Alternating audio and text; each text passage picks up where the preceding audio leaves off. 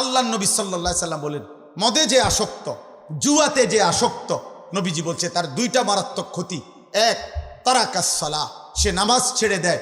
দুই, এটা বলাও কঠিন হাদিস, নবীজি বলছে মাদক আসক্ত, জুয়ায় আসক্ত এই নাফরমান ধীরে ধীরে ওয়াকা আলা আম্মাতিহি ওয়া খালাতিহি, নাউযুবিল্লাহ। আল্লাহর নবী বলেন সে অচিরেই তার আপনজনদের সাথে, চাচি, মামি, ফুফি, খালা, চাচাতো, মামাতো, ফুফাতো, খালাতো বোন, এমন নিকট আত্মীয় মাহরাম, নিকট আত্মীয় নারীদের সাথে জিনা, ব্যভিচার করতে উদ্যত হয়। আল্লাহর নবী বলছে আমার উম্মত যখন শেষ জামানায় গানে আসক্ত হবে, গায়িকায় আসক্ত হবে, নৃত্যে আসক্ত হবে, বাদ্যযন্ত্র বেড়ে যাবে, হালাল পানির মতো মদ পান করতে থাকবে। আল্লাহর রাসূল সাল্লাল্লাহু আলাইহি ওয়াসাল্লাম বলছেন ইজা যাহারাতিল কাইনাত ওয়াল মাআজিফ ওয়াস্তাহাল্লাতিল খামরা, আল্লাহর নবী বলেন আমার উম্মতকে তখন মাটিতে ধসিয়ে দেওয়া হবে, পাথরের বৃষ্টি বর্ষণ করা হবে, চেহারা বিকৃত করে। কোনো দিন রাত গভীরে এই নাফরমান এমন হতে পারে, আল্লাহ মাফ করে দেন, কোনো দিন রাত গভীরে শুইবার পরে ঘুম থেকে, গানের আসর থেকে, বাদ্যের আসরে, মদের আসরে, জুয়ার আসরে, প্রিয় ভাই আমার, আল্লাহর কসম মুহাম্মদ আরবি 1450 বছরে মিথ্যা বলে নাই। এই পাপের শাস্তি হিসাবে নবী বলছে চেহারা কোনোদিন অচিরেই শেষ জামানায় আমার উম্মতের চেহারা এই গান, বাদ্য, মদ, নেশা, জুয়ার আসক্ত ব্যক্তির চেহারা মানুষের সুরত বদলিয়ে পশু জানোয়ারের আকৃতি হয়ে যাবে। কোনো দিন হয়তো দেখবে সে, কোনো এক জেনারেশন হয়তো দেখবে বান্দর হয়ে গেছে, শুকর হয়ে গেছে। আল্লাহ মাফ করে দেন। কোনোভাবেই না, কোনোভাবেই না। অতএব কোনোভাবেই আপনারা আপনাদের ছেলে মেয়েদেরকে, আপনাদের নিজেদেরকে, বয়স্ক মানুষ চা দোকানে বসা চা খাইতেন গেছেন, টেলিভিশন দেখেন কেন? চা না খাইবেন আপনি? নর্তকী দেখেন কেন? গায়িকার নাচ দেখেন কেন? 60 বছর বয়স এখনো লজ্জা হয় না? আপনি মরতেন না? আপনি কবরে যাইতেন না? মাতবুরি করেন, আপনার ফুট 3 জন বিদেশ, হ্যাঁ, বিল্ডিং করে লাইছেন, বাজার সদাই ঠিক মতো চলতেছে, খাইয়া দাইয়া কোনো অসুবিধা নাই। তো খাইয়া দাইয়া না অসুবিধা নাই, কবরে না অসুবিধা। আপনার বুঝি কইছে খাইয়া দাইয়া অসুবিধা হইব। খাইয়া দাই আর কয় টাকা? ফাঙ্গাস তেলাফিয়া দামে কত? অসুবিধা কি তো হইতো? আর এই বাজার সদাই চলার জন্য তো ফুতে একজন বিদেশ গেলে চলে। বিল্ডিং এ কেনার কয় টাকা খরচ? দুনিয়ার অসুবিধা তো বলে নাই, অসুবিধা তো হবে কবরে, অসুবিধা তো হবে আখিরাতে। সেদিনের অসুবিধা তো আর শেষ হবে না আব্বা। আজ দুনিয়ার অসুবিধা তো শেষ হবে, আগামী দিনের আখিরাতের অসুবিধা তো শেষ হবে না। শেষ হবে না রে বাপ, শেষ হবে না। আল্লাহ আমাদেরকে মাফ করে দেন, আল্লাহ আমাদেরকে মাফ করে দেন। মদ জুয়ার আসক্তি থেকে আমার মহল্লার যুবক ভাই বাঁচো ভাইয়া, মদের নেশা থেকে বাঁচো, জুয়ার নেশা থেকে বাঁচো। আল্লাহ রসুল সাল্লাল্লাহু আলাইহি সাল্লামের একটা সাংঘাতিক হাদিস বলি আমি। নবী সাল্লাল্লাহু আলাইহি সাল্লাম বলছে, সবাই শুনেন, শুনতেছেন? খোদার কসম বিশুদ্ধ হাদিস, আমার কাছে নির্ভরযোগ্য তাফসীর আছে। আল্লাহ নবী সাল্লাল্লাহু আলাইহি সাল্লাম বলছেন, মান জানা ওয়া শারিবাল খামরা নাযা আল্লাহু মিনহুল ঈমান কামা ইয়াখলাউল ইনসানু আল কামিসা মিন রাসিহি। নবীজি বলেন, কেউ যখন জিনা করে এবং মদ পান করে, দেখবেন, মনে রাখবেন, নারী, হ্যাঁ, মদ, এরপরে গান বাদ্য, এই 3 জিনিস এক ক্ষতি আনে। এটা একই দাগের, এক ক্ষতি আনে 3 দাগ। এক দাগে নারী, আরেকটা হলো আপনার মদ, নেশা, আর হলো গান। যেখানে গান বাদ্যের আসর সেখানে নেশাও আছে, সেখানে নারীও আছে। যেখানে নারীর হারাম আসর আছে সেখানে মদের ব্যবস্থাও আছে, গানের ব্যবস্থা আছে। যেখানে মদের ব্যবস্থা আছে সেখানে নারীও আছে, সেখানে আপনার কি গান বাদ্য আছে। আর এই তিনোটা একই ক্ষতি আনে 3 দাগ। বুঝছেন নি হিসাবটা? আমার আল্লাহ রাসূল সাল্লাল্লাহু আলাইহি সাল্লাম বলেন, যে জিনা করে এবং মদ পান করে, তো আল্লাহ তার কলিজার থেকে ঈমানকে এভাবে টেনে বের করে ফেলে, মানুষ তার গায়ের থেকে জামা যেভাবে খুলে ফেলে।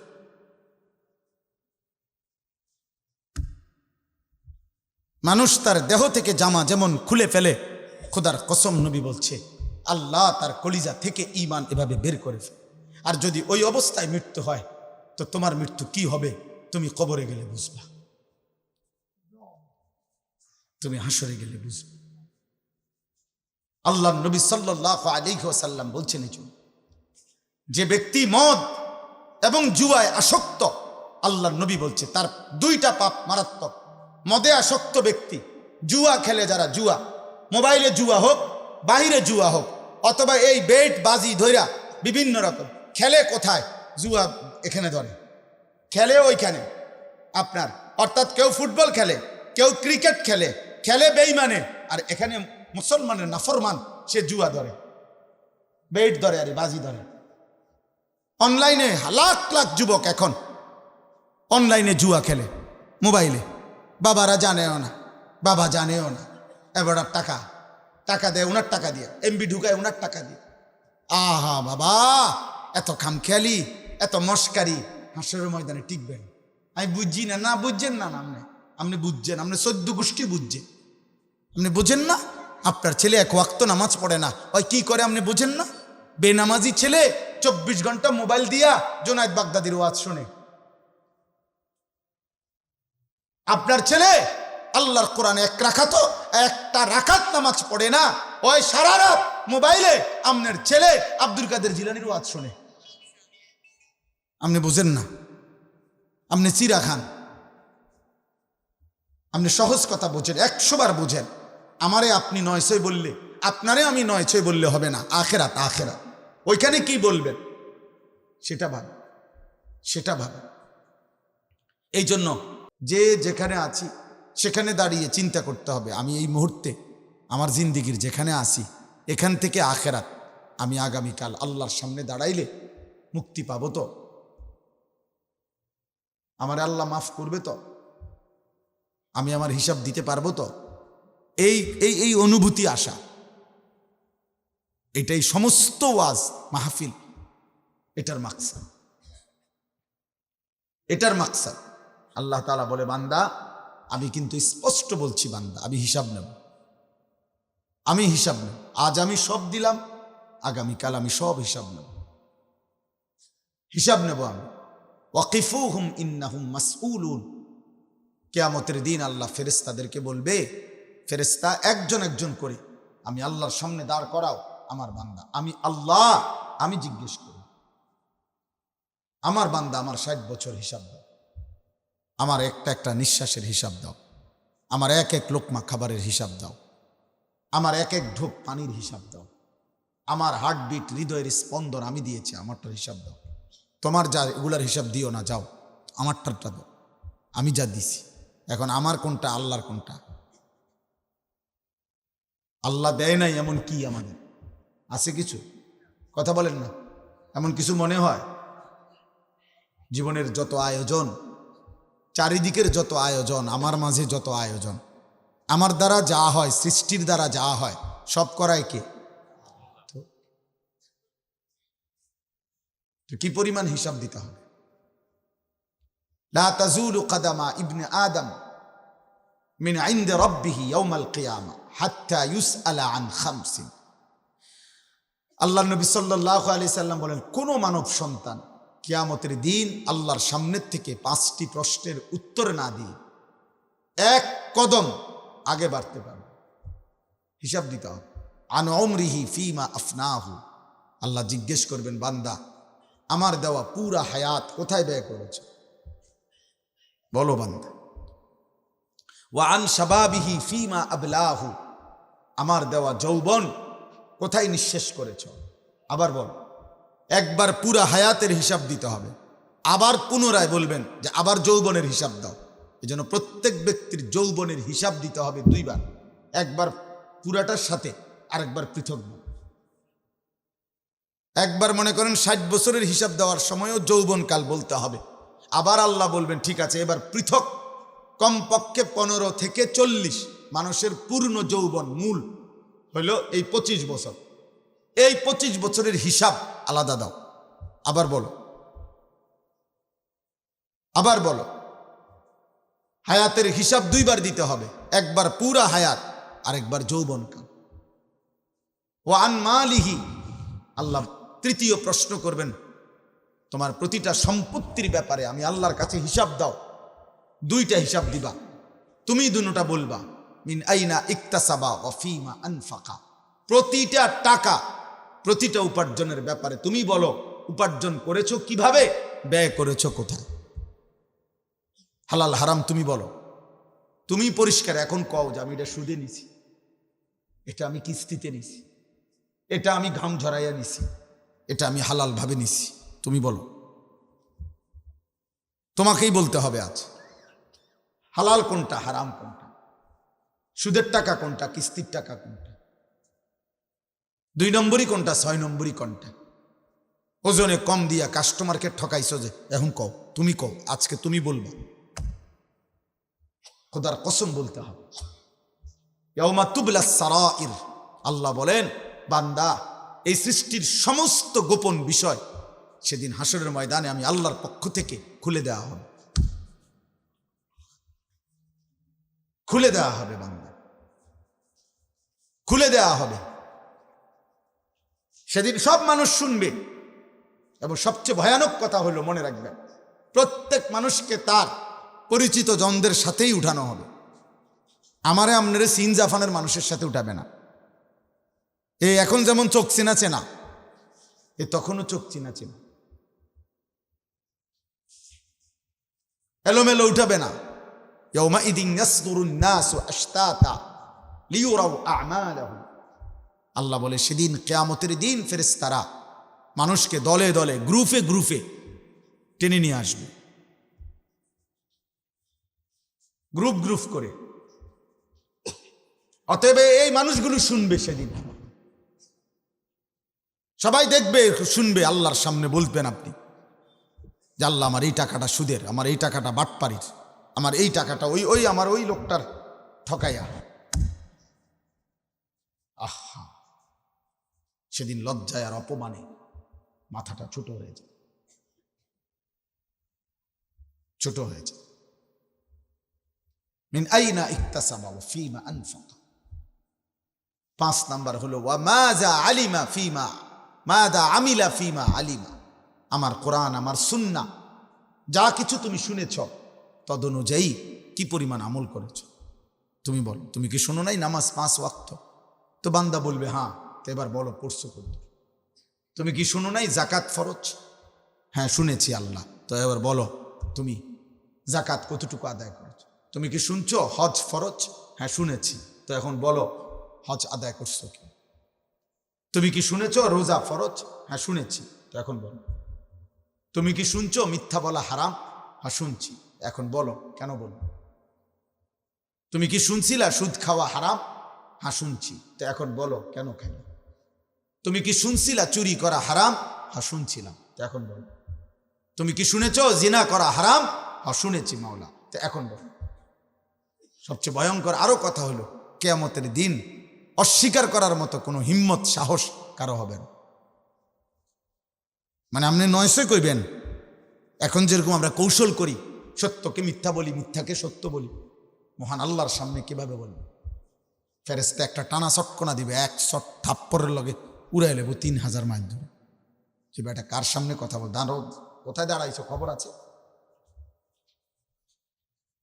আমরা তাফসীরের মধ্যে পড়ছি শুধু এই আয়াত, আহা ওয়াকিফুহুম ইন্নাহুম মাসউলুন। আল্লাহ বলবে আমার বান্দাকে ফেরেশতা আমার সামনে এনে দাঁড় করাও, আমি জিজ্ঞেস করব। এই কথাইটা, এই একটা আয়াত একজন বড় বুজুর্গ ছিলেন আলী ইবনুল ফুজাইল রাহমাতুল্লাহ আলাইহি, বহুত বড় আল্লাহওয়ালা ছিলেন। এই বুজুর্গ একদিন রাত গভীরে তাহাজ্জুদের নামাজে দাঁড়িয়ে এই আয়াতটা পড়তেছিলেন। হঠাৎ এই আয়াত পড়া অবস্থায় আখিরাতের ভয়, আল্লাহর সামনে দাঁড়ানোর ভয় ওনার কলিজার মধ্যে এমনভাবে উঠছে যে উনি আর আয়াত সামনে পড়তে পারে নাই। ওই অবস্থাতেই বেহুশ হয়েছেন, ওই অবস্থাতেই ইন্তেকাল করছে। ওই এক কথা ভাবছেন, কলিজা শুদ্ধা বেকরার হয়ে গেছেন যে হায় আমার মালিক জিজ্ঞেস করলে আমি কি বলবো? গভীর রাতে এটা ওনার মনে হয়েছে যে ইন্না লিল্লাহ, আমি কি বলবো আমার মালিকের,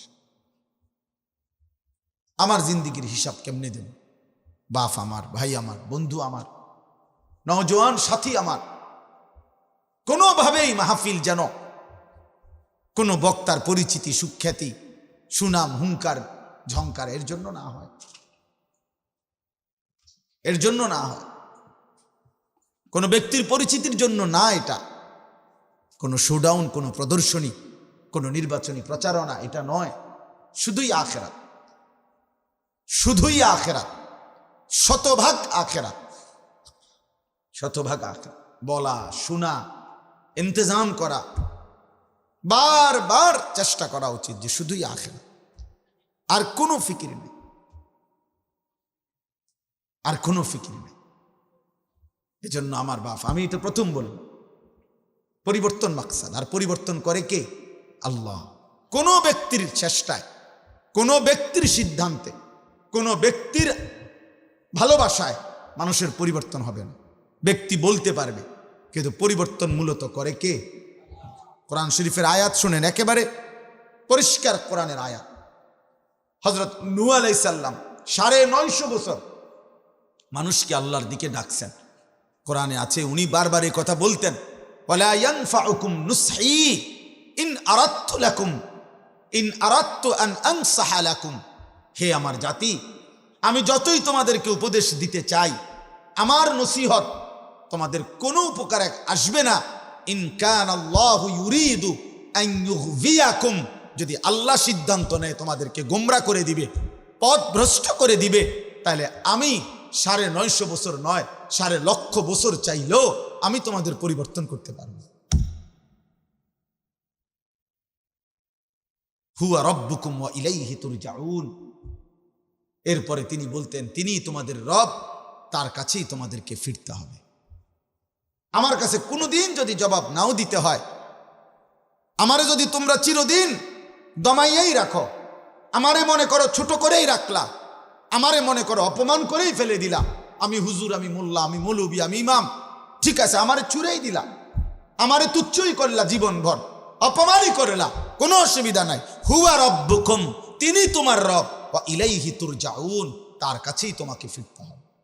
কথা বলতে হবে তার সাথে, জবাব দিতে হবে তার কাছে, হিসাব দিতে হবে তার কাছে। এটা জরুরি আব্বা, এটা ভীষণ জরুরি। আত্ম উপলব্ধি চাই, নিজের ভিতরে এই বিবেক চাই, এই অনুভূতি দরকার, এই অনুভূতি দরকার। এখন দাঁড়িয়ে আপনি বলেন, আজ আমি যা করছি এতে আখেরাত টিকবে তো? আল্লাহর সামনে বলতে পারবেন তো? দিনের পর দিন যাদের নামাজ ছুটে যায়, কি হবে তাদের? একটি মসজিদকে কেন্দ্র করে মনে করেন 50 ঘর যদি মুসলমান হয়, 50 ঘরের মধ্যে যদি 4 জন করে পুরুষ হয়, কথার কথায় ধরলাম, তাহলে 200 জন পুরুষ, তাহলে 200 জন পুরুষ কমপক্ষে ধরে নিলাম এই মসজিদকে কেন্দ্র করে, এর মধ্যে হতে পারে 100 জন ছেলে, কিশোর যুবক। এখন ফজরের নামাজ, খোদার 365 দিনে ফজরের নামাজে উপস্থিতি কত? তো এই মহল্লার এই 100 যুবক ফজরের নামাজ পড়বে কোন বছর থেকে? আপনাদের মসজিদ যে বছর 6 তালা শেষ হইব ওই বছর থেকে নাকি? মসজিদ আরো করেন, এটা আরো বাড়ান, মসজিদ 6 তালা করেন, এগুলো পুরান হয়ে গেছে, টাইলস এই মডেল চলে না, বদলান, আরো ডিজাইনেবল করেন। হ্যাঁ করেন তো, অসুবিধা কি? কিন্তু মুসল্লি, মহল্লাবাসী নামাজ পড়বে কোন বছর? আপনি মরার পরে, আমি মরার পরে। যে ঘর, যে পরিবার, যে ব্যক্তি, যে সমাজ যারা মুসলিম পরিচয়ধারী ফজরের নামাজ পড়ে না, দিনের পর দিন, খোদার কসম, আল্লাহর নবী বলছে তারা মুনাফিক, মুনাফিক, মুনাফিক বেটা, মুনাফিক বেটা, মুনাফিক। মুসলমান পরিচয় দিয়া তুমি যদি ময়নামতি বাজারেও মাইকিং করো, তারপরেও তুমি মুনাফিক। তোমার নবী বলছে তুমি মুনাফিক। আল্লাহর নবী বলছে, বুখারীর হাদিস, মুসলিম শরীফের হাদিস। তাহলে বলেন পরিবর্তন মাকসাদ, এই জন্য বললাম। হযরত শুআইব আলাইহিস সালামের কথা কোরআনে আছে। হযরত শুআইব নবী দিবানিশি মানুষকে আল্লাহর দিকে ডাকতেন আর বলতেন, ওমা উরিদু আন উখালিফাকুম ইলা মা আনহাকুম আনহু ইন উরিদু ইল্লাল ইসলাহা মাসতাতাতু। হে আমার জাতি, প্রতিদিন আমি তোমাদেরকে যা বলছি আল্লাহর কথা, শরীয়তের কথা, আখিরাতের কথা, হে আমার জাতি, এর ব্যতিক্রম করা, এর উল্টা পথে চলা আমি নিজের জন্য, আমার নিজে কোনোভাবে আমি এটা পছন্দ করি না। বরং আমিও চাই তোমাদেরকে আমি যা বলছি তা আমিও পালন করতে চাই, আমিও মানতে চাই। তোমাদেরকে যেমন 5 ওয়াক্ত বলছি, আমার জন্য 5 ওয়াক্ত। তোমাদেরকে যেমন হারাম ছাড়তে বলছি, আমার জন্য হারাম ছাড়তে হবে। তোমাদেরকে যেমন আল্লাহর গোলামি করতে বলছি, আমাকেও আল্লাহর গোলামি করতে হবে। বাকি তোমাদেরকে তাইলে কেন বলছি, জাতি, আমি শুধু আমার সাধ্য দিয়ে তোমাদের পরিবর্তন চাচ্ছি। ইন উরিদু ইল্লাল ইসলাহ, আমার সাধ্যটুকু দিয়ে তোমাদের সংশোধন চাচ্ছি, সংশোধন চাচ্ছি। কেউ নিজেকে চালাক মনে করেন না, আমিও না, আপনিও না। দুনিয়া কামাই করার বুদ্ধি সবার কাছে আছে। ভাত মাছ চাল ডাল টাইলস এগুলো সবাই চিনে আব্বা, খুব আশ্চর্য কিছু না। শুধু শুধু আত্ম অহমিকায় ঢুকবেন না। বাড়ি করছেন, বিল্ডিং করছেন, সোফা আছে, খাট লাগাইছেন, টাইলস লাগাইছেন, এটি কোনো আশ্চর্য কিছু না। এটি চেনে না বা বোঝে না এমন কোনো বদিল্লাও নাই, এমন কোনো মূর্খও নাই। মূর্খ একবারে গণ্ড মূর্খ এগুলা চেনে। দুনিয়া একটা ফালতু জিনিস, এটা সবাই বোঝে। এত ফালতু জিনিসের জন্য এত দামি হায়াত পুরা শেষ করে ফেলতে হবে, এটা বোকামি ছাড়ার কিছু না। এত বোকামি ছাড়া কিছু না। আখিরাত দরকার, পরিবর্তন চাই। আর পরিবর্তন এটাই মূল মাকসাদ। এই জুমার বয়ান মাকসাদ আখিরাত। মসজিদের ইমাম সাহেব বলুক আর আমি বলি, আর বাংলাদেশের শ্রেষ্ঠ বক্তা না, পৃথিবীর শ্রেষ্ঠ বক্তা বলুক, ফিকির একটাই, আখিরাত। বলেন কি? সবাই বলেন, বলেন বলেন। জোয়ান ভাই আপনারা বলেন। দোস্ত এই শব্দ মুখস্থ করে। আখিরাত ভুলে গেলে জীবনের অর্থ থাকে না আব্বা। মুসলমান হওয়ার পরে যার অনুভূতিতে চলতে ফিরতে 24 ঘন্টায়, 100 ঘন্টায়, 1 সপ্তাহে, 3 দিনে, 1 দিনে, 10 দিনে, আহারে আব্বা, একবারও যার আখিরাত মনে পড়ে না, রবের সাথে যার সুতা ছিঁড়ে গেছে, মালিকের সাথে যার বাঁধন ছিঁড়ে গেছে, সে আর মানুষ থাকে না। পরে মানুষ বলে না, জীবন যার কাছে একটাই অর্থ যে আমার যা চাহিদা তা পূরণ হলেই চলবে, হালাল না হারাম, জায়েজ না না জায়েজ, উচিত না অনুচিত, আমি এত কিছু বুঝি না, আমার চাহিদা পূরণ হলেই চলবে, এটা যার জীবনের অর্থ, আল্লাহর কসম তাকে মানুষ বলে না, জানোয়ার বলে। এটা জানোয়ারের ধর্ম, এটা কোরআনে আছে। এটা পশুর ধর্ম, চতুষ্পদ জন্তুর ধর্ম এটা, যে সে বুঝে তার চাহিদা পূরণ। এই জন্য জানোয়ারের কোনো হালাল হারাম নাই,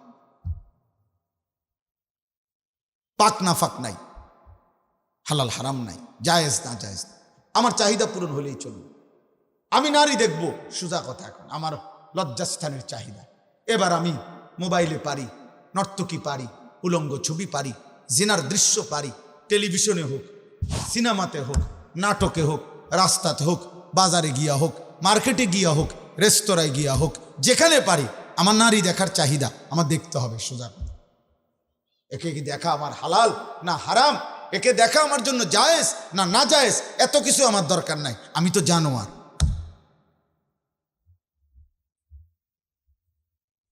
আমি তো ইনসান না, ইনসান হলেও না আমি পার্থক্য বুঝতাম।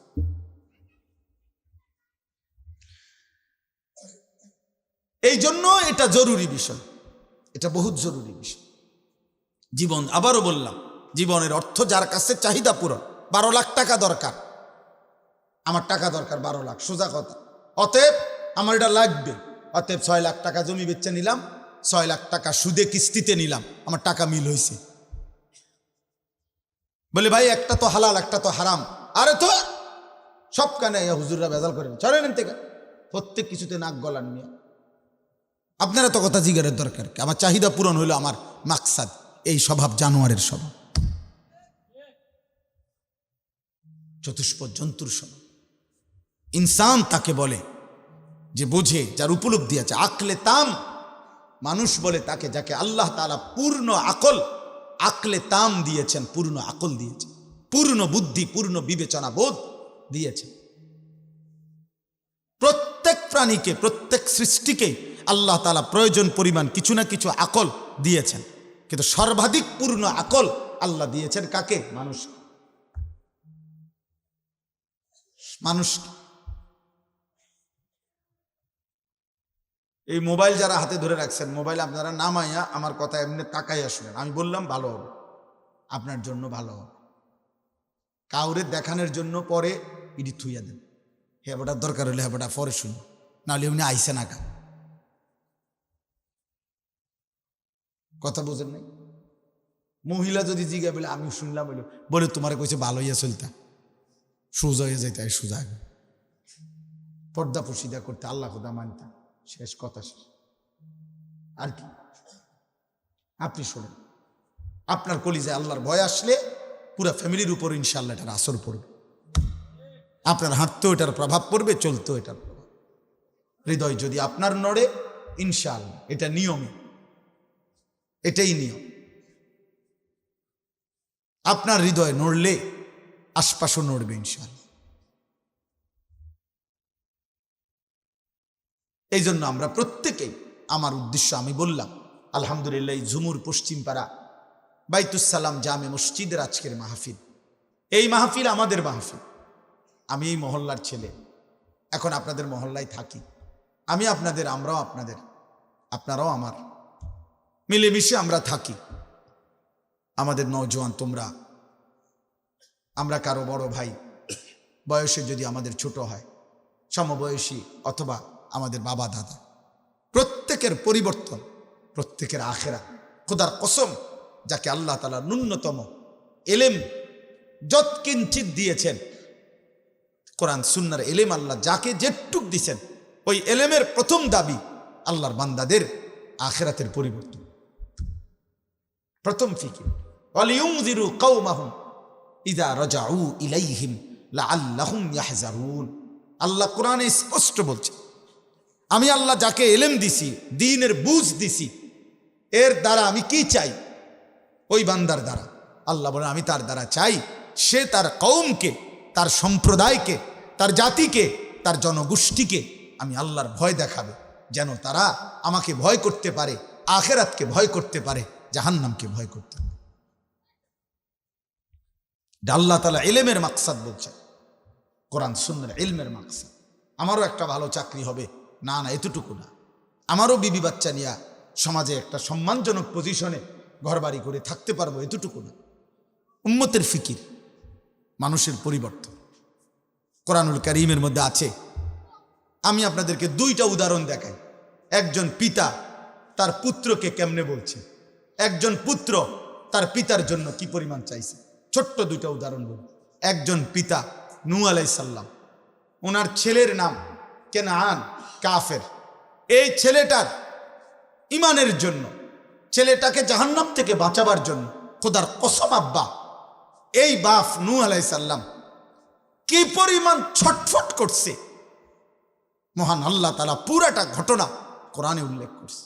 যে তোমরা দেখো পৃথিবীবাসী, এক বাবা তার ছেলেকে জাহান্নাম থেকে বাঁচাবার জন্য কি করছে, কি করছে। 950 বছর পরে যখন তুফান শুরু হয়েছে, 950 বছর ধরে আল্লাহর কথা বলতে বলতে ক্লান্ত এক নবী নূহ আলাইহিস সালাম, 950 বছর কানতে কানতে উম্মতের জন্য চোখের পানি যার শেষ, এমন এক নবী নূহ আলাইহিস সালাম। 950 বছর, হাজার হাজার বার, শত শতবার যিনি আহত হয়ে, রক্তাক্ত হয়ে, বেহুশ হয়ে রাস্তার পাশে ডাস্টবিনের ময়লার সাথে যাকে ফেলে রাখতো দুনার জাতি, সেই মানুষটার নাম নূহ আলাইহিস সালাম। 950 বছরে রক্ত মাখা দেহ বেহুশ মুছে প্রতিবার নিজের কওমের জন্য হেদায়েত কামনা করছেন যেই নবী তিনি নূহ আলাইহিস সালাম। 950 বছর আব্বা, 1-2 দিন না, খামখেয়ালি কথা না। এই 950 বছর পরেও আল্লাহ যখন বলে দিছে আর লাগবে না, আর কাউকে তুমি বলো না, কোরআন শরীফে স্পষ্ট আছে আল্লাহ বলছেন আর বলবে না। আল্লাহ বলছে নূহ এবার নৌকা বানাও, আমি তুফান দেব, তুমি আর কাউকে বলো না। ফালা তাবতাইস, আর মন খারাপ করো না, যা হইছে হইছে, এবার আমি আল্লাহ তাআলার আযাব আসবে। তো তখন বাকি কওমের ব্যাপারে উনাকে আল্লাহ নিষেধ করে দিছে, আর কারো ইমানের ব্যাপারে তুমি কোনো চেষ্টা করবা না, তোমার কাজ শেষ, আমি আল্লাহ আযাব দেব, শুধু তোমার অনুগত লোকগুলোকে নিয়ে তুমি নৌকায় উঠো। কিন্তু ওই মুহূর্তে বাপ খোদার কসম কোরআনে লিখছে, সূরা হুদের মধ্যে আল্লাহ উল্লেখ করছে, এই সময়ে শেষ। আল্লাহ তো বলছে আর বলবা না, তবুও তিনি ওনার শেষ এই ছেলে কেনান, যে ছেলেটা ঈমান আনে নাই, যে ছেলেটা কালেমা পড়ে নাই, ওনার চোখের সামনে উনি দেখতেছে, বাহিরে এখনো দাঁড়িয়ে আছে, উনি তখনও তাকে ডাকছে, ইয়া বুনাইয়ার কাম মা'না ওয়ালা তাকুম মা'আল কাফিরিন।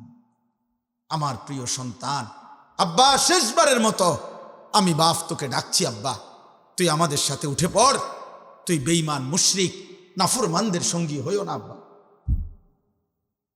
ইয়া বুনাইয়ার কাম মা'না ওয়ালা তাকুম মা'আল কাফিরিন। আয় না বাপ, আমাদের সাথে উঠে আয়। শেষবারের মতো সন্তান, আমি বাপ কেমনে ভুলতে পারি তোর জাহান্নাম, আমি কেমনে মেনে নিব আমার সন্তান জাহান্নামী হবে। আয় না বাপ। ক্বালা সাআবি ইলা জাবালিন ইয়াসিমুনি মিনাল মা।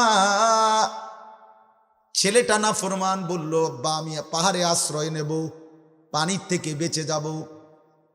ক্বালা লা আসিমাল ইয়াওমা মিন আমরিল্লাহ ইল্লা মার রাহিম। নূহ আলাইহিস সালাম বললেন, বাপ আজকে এই তুফান থেকে আল্লাহ না বাঁচাইলে কায়নাতের কেউ বাঁচাইতে পারবে না, কেউ না বাপ। আল্লাহ বলেন, ওয়া হালা বাইনাহুমাল মাউজু ফাকানা মিনাল মুগরাকিন। কিছুক্ষণ পরে একটা লম্বা ঢেউ এসে ছেলেটাকে ধাক্কা মারলো, ছেলেটা পানির মধ্যে ডুবে যাচ্ছিল। নূহ আলাইহিস সালাম যখন বুঝছে আর বাঁচবে না, তখনও নূহ আলাইহিস সালাম আল্লাহর কাছে 2 হাত তুলে বলছেন, রব্বি ইন্না বিনি মিন আহলি। আল্লাহ, ডুবে যাচ্ছে যেই ছেলেটা, ওইটা আমার বংশ, আমার পরিবার, আমার রক্ত, আমার কলিজার টুকরা সন্তান, আমি কেমনে মেনে নিব মাওলা? অনন্তকালের জাহান্নামে সে জ্বলবে মাওলা, আমি এটা কেমনে মেনে নেই? দেখেন না কিছু করা যায় কিনা, ও তো আমার ছেলে। আল্লাহ বললেন, ক্বালা ইয়া নূহু ইন্নাহু লাইসা মিন আহলিক ইন্নাহু আমালুন গায়রু সালিহ। আল্লাহ বললেন, না নূহ, এটা তোমার ছেলে নয়, এটা বেআমল নাফরমান সন্তান, সারাটা জিন্দেগি আল্লাহর নাফরমানি, তোমার নাফরমানি করেছে। ফালা তাসআলনি মা লাইসা লাকা বিহি ইলমুন। যার ব্যাপারে তোমার পূর্ণ কোনো জ্ঞান নাই, তার ব্যাপারে আমি আল্লাহর কাছে কিছু চেয়েও না, হাত নামাও। এরপরে আল্লাহ নূহ নবীকে ধমক দিছে, ইন্নী আইজুকা আন তাকুনা মিনাল জাহিলিন। আল্লাহ বললেন, নূহ সাবধান, তুমি কিন্তু আমার নবী, তুমি মূর্খদের মতো কাজ করো না। বেঈমানের জন্য হাত উঠাইলা কেমনে? তুমি না আমার নবী, তুমি জানো না আমি আল্লাহ তাআলা মুশরিকের জন্য দোয়া কবুল করি না? তুমি কি জানো না আমি বেঈমানের জন্য দোয়া কবুল করি না? কেমনে হাত উঠাইলা? এরপরে নূহ আলাইহিস সালাম হাত নামায় ফেলছে। নূহ আলাইহিস সালাম বলছেন, আল্লাহ আমার বেখেয়াল হয়ে গেছে, আল্লাহ সন্তানের ভালোবাসায় সন্তানের জাহান্নামের আগুনে জ্বলবে এই ভয়ে মাওলা, এই অস্থিরতায় দুনিয়ার জন্য তো না, সন্তান আমার খানায় কষ্ট পাবে, বাড়িতে কষ্ট পাবে, এর জন্য না মাওলা ছেলেটা আমার জাহান্নামের আগুনে জ্বলবে, এই অস্থিরতায় আমি ভুলে গেছিলাম, আমি হাত তুলে ফেলছি, আপনি আমারে মাফ করে দেন। ওয়া ইল্লা তাগফিরলি ওয়া তারহামনি আকুম মিনাল খাসিরিন। নূহ আলাইহিস সালাম বললেন, আল্লাহ ভুল হয়ে গেছে, মাফ করে দেন। আপনি মাফ না করলে আমি নবী হয়েও ক্ষতিগ্রস্তদের অন্তর্ভুক্ত হয়ে যাব। হ্যাঁ, এক বাবার মূল ফিকির এটা। আপনারা বুঝলেন না? আপনারা বুঝলেন বাড়ি, বিল্ডিং, দালান, ঘর বাড়ি, বাজার, সদাই, বিয়ে শাদী না রে আব্বা, ওটা তো ও করতে পারবে, এতিম বাচ্চাও তো এগুলা করতে পারে। জন্মসূত্রে যে বাপ হারাইছে সেও তো দুনিয়া সাজাই নিতে পারে। জন্মের পরে যে বাবাকে দেখে নাই সেও তো দুনিয়া সাজাই নিতে পারে, বিয়ে করতে পারে, বিল্ডিং করতে পারে, চাকরি করতে পারে। এই হলো এক বাবা তার পুত্রের জন্য জাহান্নাম থেকে বাঁচাইতে কি ফোর্সবান ফিকির করছে। এবার শুনেন, হযরত ইব্রাহিম আলাইহিস সালাম, আমরা নাম জানি কি না বলেন না? উনি হলেন পুত্র। এবার উনার আব্বা এবার ফুত কি করে বাপের লেগে দেখেন। এতক্ষণ তো কইলাম বাপ করছে কার জন্য? ছেলের জন্য। এখন ফুতে কি কয় বাপের জন্য। ইব্রাহিম আলাইহিস সালাম ওনার আব্বাকে জাহান্নামের আগুন থেকে বাঁচাইবার জন্য কি পরিমাণ কথা বলছে, এই মূর্তি পূজা থেকে বাঁচাইবার জন্য আজরকে কোরআনে আল্লাহ সেটাও উল্লেখ করছে। এ আপনি শুনেন ইব্রাহিম আলাইহিস সালাম কি বলে, ইয়া আবাতি লিমা তাবুদু মা লা ইয়াসমাউ ওয়া লা ইউবসিরু ওয়া লা ইউগনি আনকা শাইআ। ইব্রাহিম ছেলে তার বাবা আজরকে বুঝাচ্ছে, আব্বা, হে আমার বাবা। ইয়া আবাতি, এটা হলো হৃদয়ের সবচেয়ে বেশি ভালোবাসা দিয়ে আব্বাকে ডাক দেয় আরবিতে। হে প্রিয় আব্বা, হে কলিজার টুকরা বাপ আমার, হে পরম শ্রদ্ধেয় বাপ আমার, আপনি কোন মূর্তির পূজা করেন? মা লা ইয়াসমাউ, যে কিছুই শোনে না, ওয়ালা ইউবসিরু, যে কিছুই দেখে না, ওয়ালা ইউগনি আনকা শাইআ, যে এক বিন্দু কোনো উপকার কারো করতে পারে না। এটা কি? একবার কইল, আবার বলতেছে পরের আয়াত, ইয়া আবাতি قد جاءني من العلم ما لم يأتك فاتبعني أهدك صراطا سويا। আবার বলতেছে, হে আমার আব্বা, একই শব্দ, হে প্রিয় আব্বা, আমার কাছে আল্লাহ আসমানি এমন এলেম দিছে, আখিরাতের এলেম, যেটা আপনার কাছে নাই আব্বা। আপনি আমার কথাটা মেনে নেন, আমি আপনাকে সরল সঠিক জান্নাতের রাস্তা দেখায় দেব। আবার বলতেছে, ইয়া আবাতি লা তাবুদিশ শাইতান ইন্নাশ শাইতানা কানা লিররহমানি আসিয়া। হে আমার আব্বা, কলিজার টুকরা বাপ আমার, কোনোভাবেই আব্বা শয়তানের গোলামি করবেন না, শয়তানের গোলামি কইরেন না রে বাপ। কেন? নিশ্চয়ই শয়তান আমার আল্লাহর প্রতি প্রচন্ড পরিমাণ অবাধ্যতা পোষণকারী। আবার বলতেছে, ইয়া আবাতি ইন্নী আখাফু আন ইয়ামাসসাকা আযাবুম মিনার রহমান। আব্বা, আমার বড় বেশি ভয় হয় বাপ, আপনি যদি ঈমান ছাড়া, কালেমা ছাড়া কবরে চলে যান, আমার আল্লাহর আযাব আপনাকে স্পর্শ করবে। ফাতাকুনা লিশ-শাইতানি ওয়ালিয়্যা, আর আপনি তখন জাহান্নামে শয়তানের বন্ধু হয়ে যাবেন। তাফসীরের মধ্যে লিখছে যে, হে পৃথিবীবাসী, দেখো একজন সন্তান চারটা বাক্য বলছে, চারবারই বলছে, হে আব্বা, হে আব্বা, হে আব্বা, হে আব্বা। আমি আপনার পরিবর্তন চাই, পরিবর্তন চাই, আখিরাত চাই, আখিরাত চাই, আখিরাত চাই। আব্বা, আমি জমির হিসাব চাচ্ছি না, আমি বাড়ির হিসাব চাইতেছি না, আমি খাট পালঙের হিসাব চাই না আব্বা, আমার ওয়ারিসি সম্পত্তি চাই না, আপনাকে জাহান্নাম থেকে বাঁচাইতে চাই। বাপ, বাঁচেন, বাঁচেন, বাঁচেন। এই হলো ইমানদারের ফিকির। এবার আপনারা, আমি, আপনি সবাই যার যার জিম্মাদারির উপরে ইনসাফ করেন। আপনি বলেন, আপনি যদি সন্তান হন, আপনার বাবার জন্য আপনার এই ফিকির আছে কিনা? আপনি যদি বাবা হন, আপনার পরিবারস্থ সন্তান, স্ত্রী পরিজনের জন্য, তাদের ঈমান আমল আখিরাতের জন্য আপনার এই ফিকির আছে কিনা? আপনি হিসাব মিলান।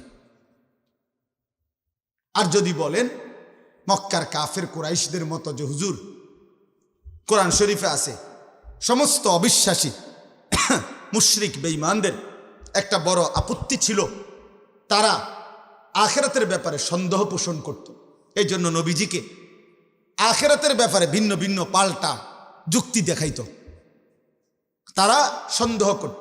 এটাও যদি আপনাদের কারো থাকে তো সেটা বলেন যে না হুজুর বলেন তো ঠিক আছে, কিন্তু আমার তো মনে হয় না আখিরাত হবে। এমন কি মনে হয় এখানে? দোস্ত নওজোয়ান ভাই, তোমরা বলো ভাই, এমন মনে হয়? এখানে এবার দেখেন আমার আয়াতগুলো দেখেন, এই আয়াতগুলোর মধ্যে এই কথাটাই আছে।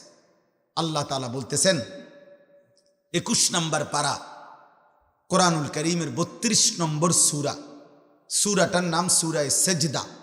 সেজদা আর কি, এই যে সেজদা দেই আমরা, নামাজের সেজদা। ওয়াদউল জাবহাতে আলাল আরদ, জমিন কপালে রাখা, এটাকে সেজদা বলে। এই সূরার নাম সেজদা। মনে রাখবেন বাপ, প্রকৃত অর্থে এটা সবসময় মনে রাখবেন, ছেলেরা বাবারাও সবাই, পর্দার আড়ালের মা বোন।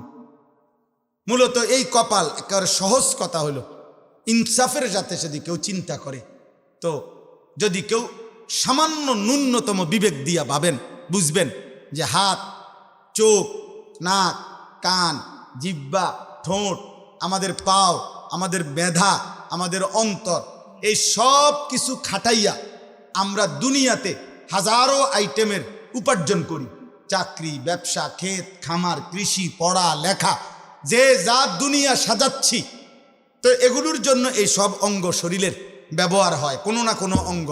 কিন্তু সূক্ষ্মভাবে চিন্তা করলে দেখবেন এই কপালটা, এই কপাল, এইটা দুনিয়াবি উপার্জনের কোনো কাজে লাগে না। এটা দিয়ে কিছু ধাক্কায়ও না, এটা দিয়ে কিছু টানেও না, এটা দিয়ে কিছু আলগায়ও না, এটা দিয়ে কিছু নামায়ও না। মানে কপাল দিয়া কোনো কাজ হয় না, দুনিয়াবি কোনো কাজ হয় না।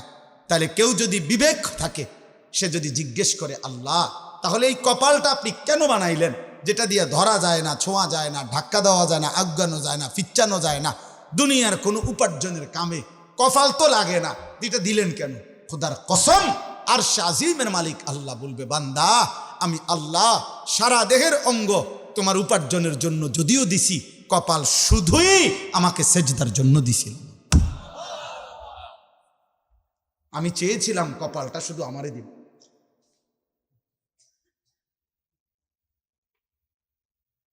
আমি সেজদা চাইছিলাম বান্দা।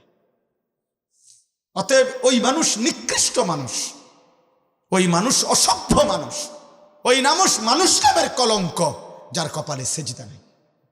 তুমি মুসলিম নামের কলঙ্ক, তুমি আল্লাহকে অপমান করলা, তুমি নবীকে অপমান করলা, তুমি মাকে অপমান করলা, তুমি বাবাকে অপমান করলা।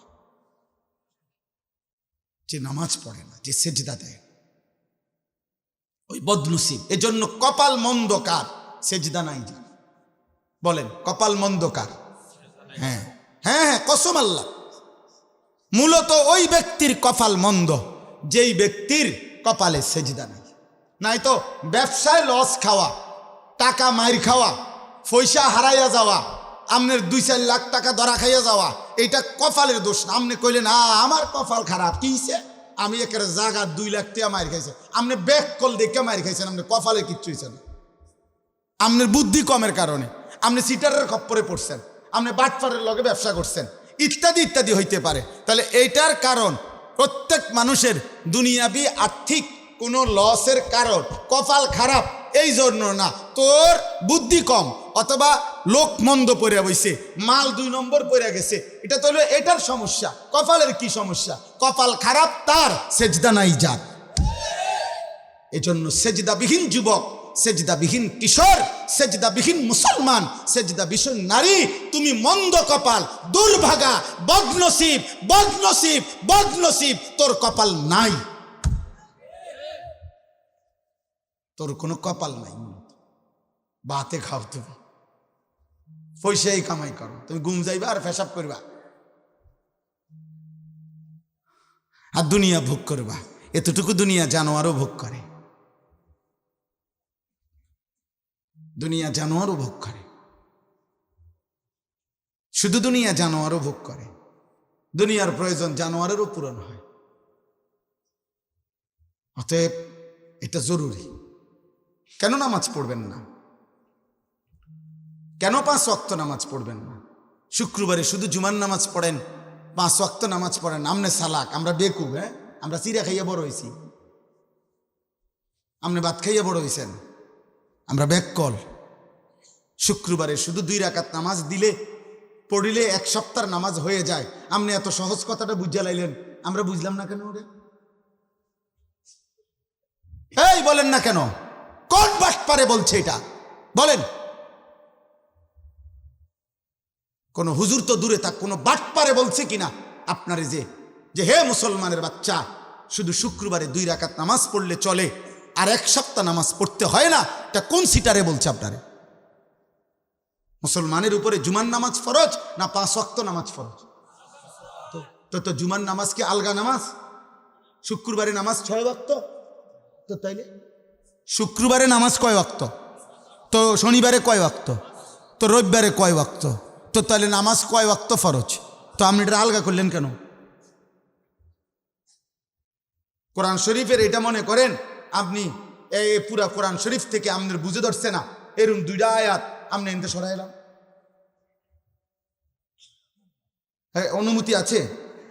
তো তাহলে আপনি এটা কেমনে, আপনি এই ভাগ করলেন কেমনে যে বেকুব যারা হেরা পরে 5 ওয়াক্ত, আমি বুদ্ধিমান আমি পড়ি 1 ওয়াক্ত?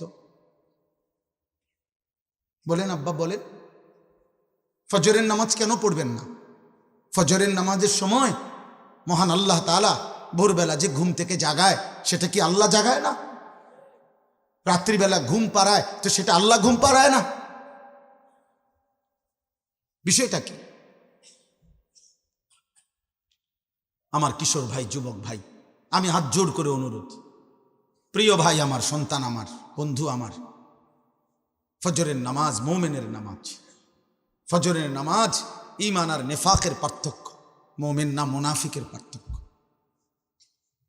ফজরের নামাজ আজিমুশান নামাজ। ফজরের নামাজ এমন নামাজ যেই নামাজে সারা রাত্রি আল্লাহর জমিনে যত কোটি ফেরেশতা থাকে সবাই ফজরের নামাজ পড়ে। সারা দিন যত ফেরেশতা জমিনে থাকবে, খোদার কসম হাদিসে আছে, তারা ফজরের নামাজ জামাতে পড়ে।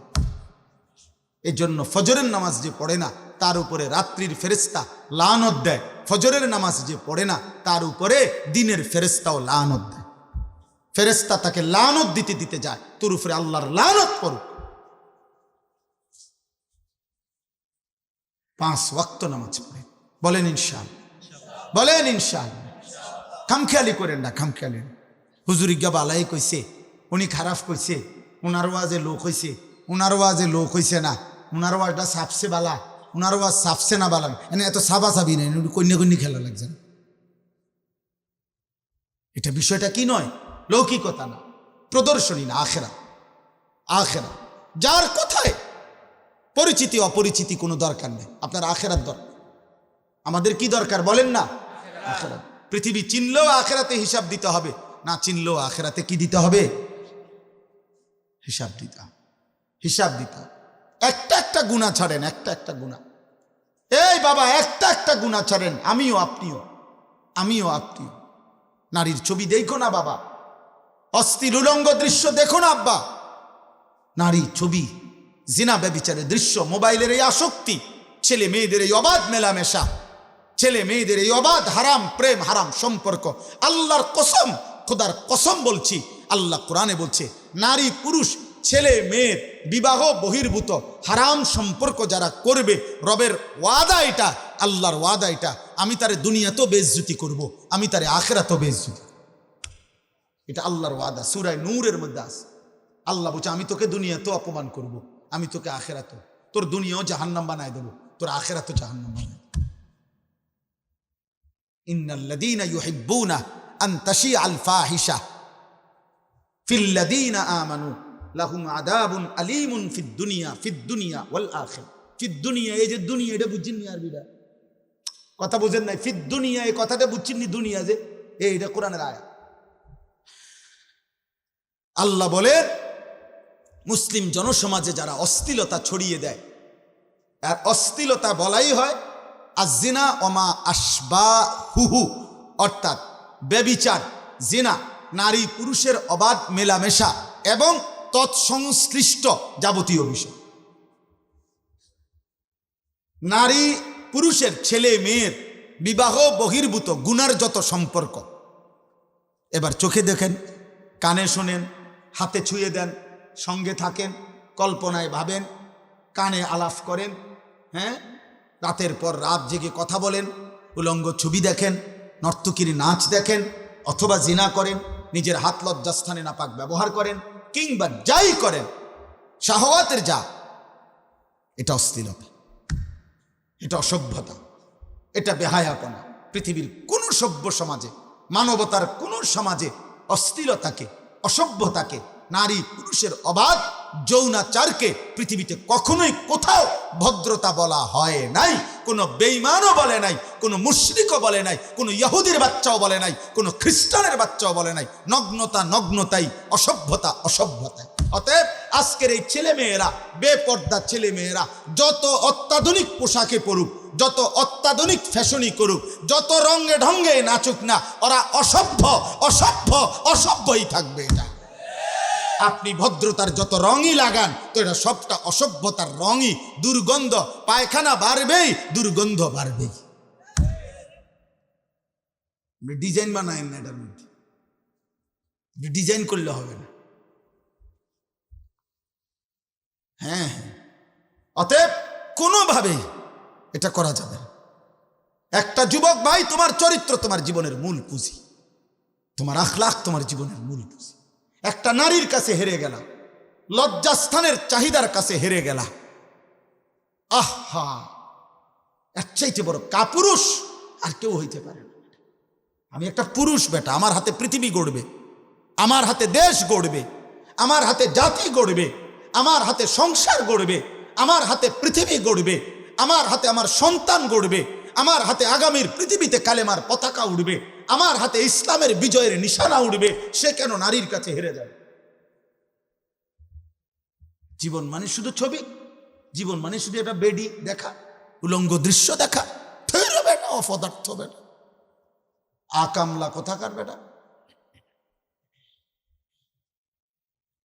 জীবনের কোনো অর্থই তো জানো নাই বেটা, জীবনের কোনো উদ্দেশ্যই তো চিনো নাই। নারীর চাহিদা, নারীর প্রয়োজন, এ তো আল্লাহ তাআলার ওয়াদা। আল্লাহ বলছে, বান্দা আমি তোমার বৈধ চাহিদা পবিত্র বিবাহের মাধ্যমে আমি পূরণ করে দেব, এটা আমার ওয়াদা। ওয়াদা। এই পৃথিবীতে আমরা এই মানুষগুলো বিবাহের পবিত্র সম্পর্ক যদি না হতো, তো এই সম্পর্কের পবিত্রতার মাধ্যমেই আমরা আসছি না। কথা বলেন না কেন? আমি কোনো মা বাবার সন্তান না, তাহলে এক স্বামী স্ত্রীর পবিত্র ভালোবাসার সন্তান আমি। আপনি কোনো মা বাবার সন্তান না, তা আপনারা কোনো মা বাবার সন্তান না, তো চল স্বামী স্ত্রী, নারী পুরুষের এই মেলামেশা, হালাল পবিত্র চাহিদা পূরণ, এর বরকতেই আল্লাহ তাআলা এই পৃথিবীতে মানব প্রজন্ম এই পর্যন্ত আনছেন। এভাবেই আগামী কিয়ামত পর্যন্ত চলবে। আল্লাহ আমাদেরকে হেফাজত করে। আমি অনুরোধ করছি আমার যুবক ভাই, আখলাকের হেফাজত করো, আখলাকের হেফাজত করো।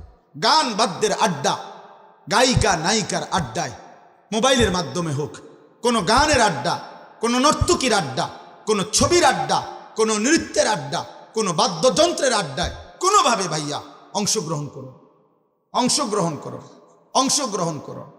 আমাদের ইমামে আজম আবু হানিফা রাহমাতুল্লাহ আলাইহি বলছেন, সিমাউল আগানি ফিসকুন ওয়াত্তালাজ্জুদু বিহা কুফরুন। গান শোনা প্রকাশ্য পাপ। তিনি বলছেন, গান শুনে মজা পাওয়া এটা কুফরি, কুফরি, খোদার কসম এটা কুফরি। তিনি বলছেন, কোরআনে আল্লাহ বলছে, গান, বাদ্য, গায়িকা, গানের আসর, নৃত্যের আসর, বাদ্যযন্ত্রের আসর যারা জমায়, উলাইকা লাহুম আযাবুম মুহিন, আমি আল্লাহ তাদের জন্য অত্যন্ত লজ্জাজনক মর্মান্তিক আযাব আমি নির্ধারণ করেছি। এজন্য ধর্মের নামে, এজন্য ভক্তির নামে, মাজারের নামে, ব্যক্তির নামে, আউলিয়ার নামে, পীরের নামে, মুর্শিদের নামে, অধর্মের নামে, সিনেমার নামে, নাটকের নামে, নায়ক নায়িকার প্রেমের নামে, ভালোবাসার নামে, যেই কোনো নামেই বাদ্যযন্ত্র বাজাইলে, গান গাইলে, ভক্তিমূলক হোক আর অভক্তিমূলক, হারাম, এটা হারাম, এটা হারাম, এটা হারাম। যেখানে টুং টুং টুং টুং করে সেখানেই ইবলিস বাঁশি বাজায়। কোরআন শরীফ আছে, ওয়াস্তাফজিজ মানিস্তাতা মিনহুম বিসাউতিক, বাদ্যযন্ত্র বাজলেই আল্লাহ বলছে এটা শয়তানের আওয়াজ, এটা শয়তানের আওয়াজ। আপনি এটা মারফতি কন আর যে ফতি কন, আপনি কি করবেন আপনি বুঝেন। আমি জানি যে দূর, আমার ফুজি যে দূর, আমি বলছি এত ভালোটা আপনি বলেন, কিন্তু আমারটা আমি বললাম। কোন মুসলমান, কোন ইমানদার খোদার কসম গান পছন্দ করতে পারে না। আল্লাহ নবী, ওই আমার আগে মৌলানা হুসাইন ভাই এটা বলতে চাইছেন, আল্লাহ নবী বলছে আমার উম্মত যখন শেষ জামানায় গানে আসক্ত হবে, গায়িকায় আসক্ত হবে, নৃত্যে আসক্ত হবে, বাদ্যযন্ত্র বেড়ে যাবে, হালাল পানির মতো মদ পান করতে থাকবে। আল্লাহ রাসূল সাল্লাল্লাহু আলাইহি ওয়াসাল্লাম বলছেন ইজা যাহারাতিল কাইনাত ওয়াল মাআজিফ ওয়াস্তাহাল্লাতিল খামরা, আল্লাহ নবী বলেন আমার উম্মতকে তখন মাটিতে ধসিয়ে দেওয়া হবে, পাথরের বৃষ্টি বর্ষণ করা হবে, চেহারা বিকৃত করে।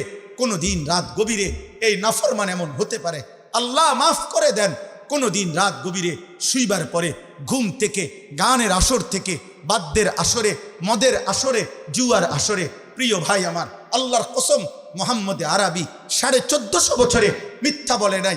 এই পাপের শাস্তি হিসাবে নবী বলছে চেহারা কোনোদিন অচিরেই শেষ জামানায় আমার উম্মতের চেহারা এই গান, বাদ্য, মদ, নেশা, জুয়ার আসক্ত ব্যক্তির চেহারা মানুষের সুরত বদলিয়ে পশু জানোয়ারের আকৃতি হয়ে যাবে। কোনোদিন হয়তো দেখবে সে, কোনো এক জেনারেশন হয়তো দেখবে বান্দর হয়ে গেছে, শুকর হয়ে গেছে। আল্লাহ মাফ করে দেন।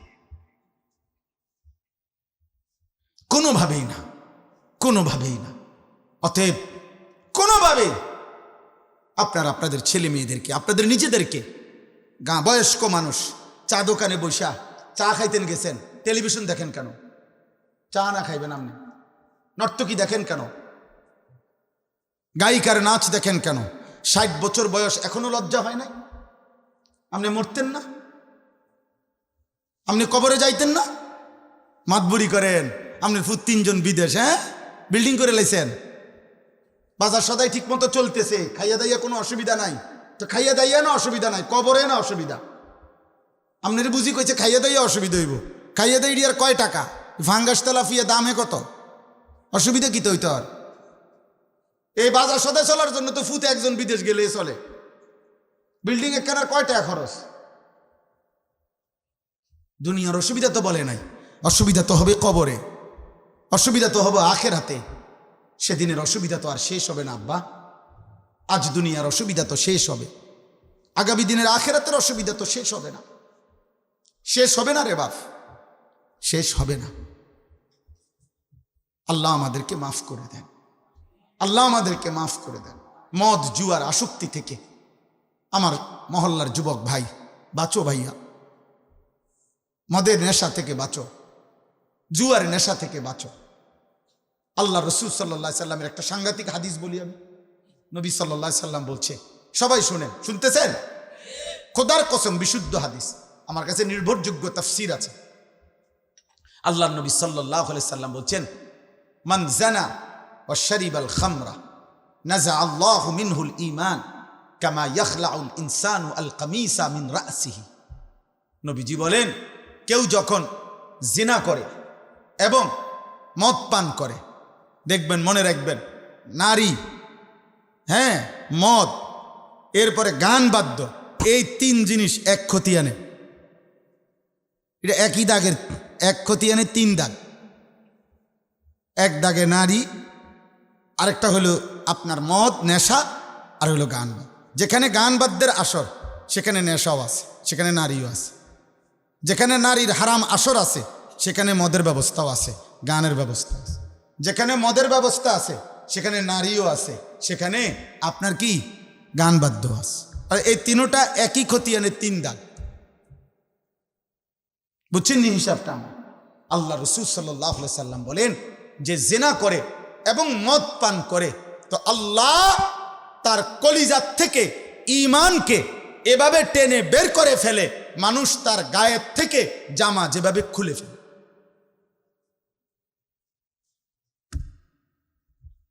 মানুষ তার দেহ থেকে জামা যেমন খুলে ফেলে, খোদার কসম নবী বলছে আল্লাহ তার কলিজা থেকে ঈমান এভাবে বের করে ফেলে। আর যদি ওই অবস্থায় মৃত্যু হয় তো তোমার মৃত্যু কি হবে তুমি কবরে গেলে বুঝবা, তুমি হাসরে গেলে বুঝবে। আল্লাহ নবী সাল্লাল্লাহু আলাইহি ওয়াসাল্লাম বলছেন যে ব্যক্তি মদ এবং জুয়ায় আসক্ত, আল্লাহ নবী বলছে তার দুইটা পাপ মারাত্মক।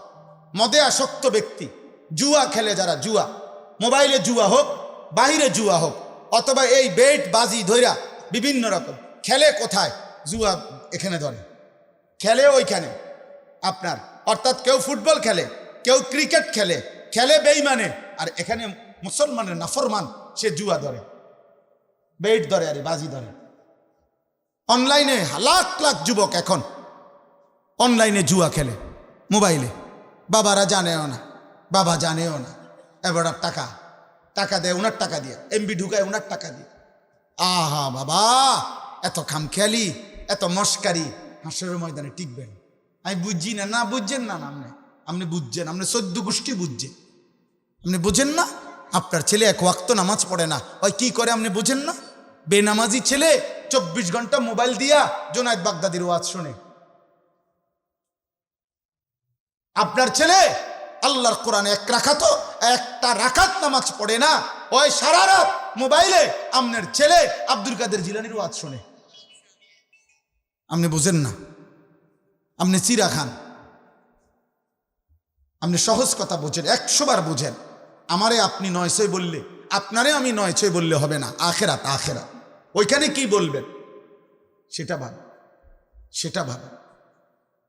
এই জন্য আল্লাহ নবী সাল্লাল্লাহু আলাইহি সাল্লাম বলেন মদে যে আসক্ত, জুয়াতে যে আসক্ত, নবীজি বলছে তার দুইটা মারাত্মক ক্ষতি।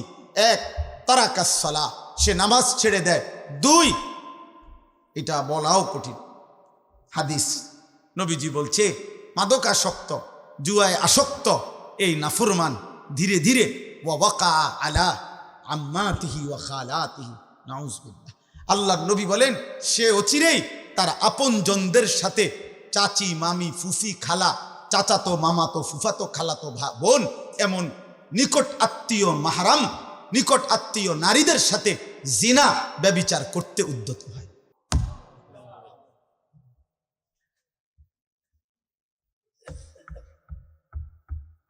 কি বুঝলেন?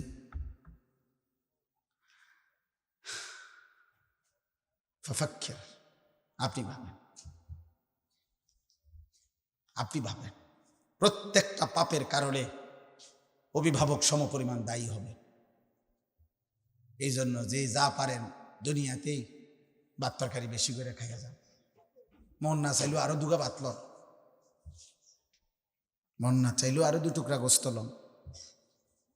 আখেরাত কঠিন হবে, জাহান্নাম কঠিন হবে আব্বা, হাসরের ময়দান বড় কঠিন হবে। অস্বীকার করলেই আখেরাত হবে না এমন না, ভুলে গেলেও আখেরাত হবে। কথা বলেন না, হবে আখেরাত, মৃত্যু হবে আমাদের, আখেরাত হবে, বিশ্বাস হয়? এই শেষ কথা। এবার শুধু আমি 5টা আয়াতের তর্জমা বলি, তাইলে আমার কথা শেষ। আমি আমার কথা এতটুকু বললাম, 2 কথা বললাম।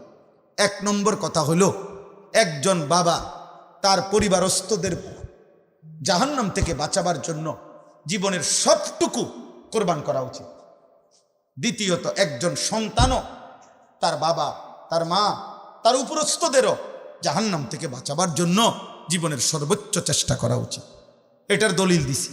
আর দ্বিতীয়ত বললাম আমি আপনি আখেরাতকে ভয় করে, কবরকে ভয় করে যাবতীয় গুনাহ আমার এবং আমার পরিবারস্থ সদস্যদের জীবন থেকে দূর করার, সরানোর, বাঁচানোর শতভাগ চেষ্টা করা আমাদের জন্য ফরজে আইন, বাধ্যতামূলক। এই 2 কথা বুঝাইতে পারলাম কিনা? এবার তর্জমা শুনেন। ওয়াকালু আইদা যালালনা ফিল আরদ আইন্না লাফি খালকিন জাদীদ, 21 নম্বর পারা 32 নম্বর সূরা। সূরা সেজদার 5টা আয়াত পড়ছি, শুধু অনুবাদ বলছি, 10, 11, 12, 13, 14 এই 5 আয়াত। আল্লাহ বলেন, মক্কার কাফের মুশরিক বেঈমান পাপী নাফরমানরা অহরহ নবীজিকে বলতো, মুহাম্মদ আমরা মৃত্যুর পরে কবরে মাটির সাথে একটা নির্দিষ্ট সময়ের মধ্যে হারিয়ে যাব, কিছুদিনের মধ্যেই আমাদেরকে মাটি খেয়ে ফেলবে, মাটি সমান করে ফেলবে, মাটি আমাদেরকে মিশায়া ফেলবে, মাটি আমাদেরকে অদৃশ্য করে ফেলবে, কিছুদিন পরেই আমাদের হাড্ডি চামড়া গোশত আর মাটির সাথে খুঁজেও পাওয়া যাবে না, পাওয়া যাবে। মনে করেন 500 বছর আগে এখানে আপনার কবর ছিল, এমন হাজারো জায়গা আছে যেখানে এখন কবর তো দূরে থাক, ওই জায়গা নদী হয়ে গেছে, খাল হয়ে গেছে। তাহলে লাশ তো দূরে থাক, কবর তো দূরে থাক, মাটিও তো নাই। তো তারা বলতো, মুহাম্মদ সেই রকম আমাদেরকে যারা মাটির সাথে এভাবে হারিয়ে যাব, মিশে যাব, আমাদেরকে পুনরায় নতুন করে কিয়ামতের দিন আল্লাহ আবার সৃষ্টি করে হাসরের ময়দানে উঠাবে, এটা কিভাবে সম্ভব? পাইব কো? আড্ডি কই, চামড়া কই, গোশত কই, রক্ত কই? যুক্তি দেখায় কার সাথে? কার সাথে? আল্লাহর সাথে। মানে আল্লাহরে বলতেছে, আপনি কেমনে পারবেন? নবীজির মাধ্যমে জানতে চাইতেছে। আল্লাহ বলেন, বাল হুম বিলিকাই রাব্বিহিম কাফিরুন। হে বন্ধু, আপনি বুঝেন নাই বন্ধু, মূল বিষয় হলো ওদের প্রত্যেকের কলিজার মধ্যে আছে আখিরাত হবে, এটা ওরা বুঝে। আমি আল্লাহ সর্বশক্তিমান, ওরা জানে। যিনি সর্বশক্তিমান তিনি সবই করতে পারে, এটা তারা জানে। কিন্তু মূল বিষয় হলো ওরা চায় না যে আখিরাত যদি মেনে নেয়, তাইলে তো এটা মানতে হবে যে আমি আল্লাহর মুখোমুখি হবে, গুনার হিসাব দিতে হবে, নেক কাজের পুরস্কার নিতে হবে, নাফরমানির দুনিয়া ছেড়ে দিতে হবে, চুরি ডাকাতি অসভ্যতা আল্লাহর অবাধ্যতা কুফর শিরিক যাবতীয় কবিরা গুনাহ বাদ দিতে হবে, আমি আল্লাহর আনুগত্য করতে হবে। মূল বিষয় হলো এইটা তারা চাচ্ছে না, এই জন্য আখিরাতকে মানতে চাচ্ছে। বুঝেন নাই কথাটা? এই বর্তমান বাংলাদেশেও সারা পৃথিবীতেও যত কাফের, যত মুশরিক, যত ইহুদি, যত খ্রিস্টান, যত নাস্তিক, যত মুরতাদ, যত আল্লাহদ্রোহী ব্যক্তি ইসলামের কোনো বিষয় নিয়ে বলে এটা বর্তমান যুগের সাথে সামঞ্জস্যপূর্ণ না, এটা বর্তমান সাথে খাপ খায় না, এটা আধুনিকতার পরিপন্থী,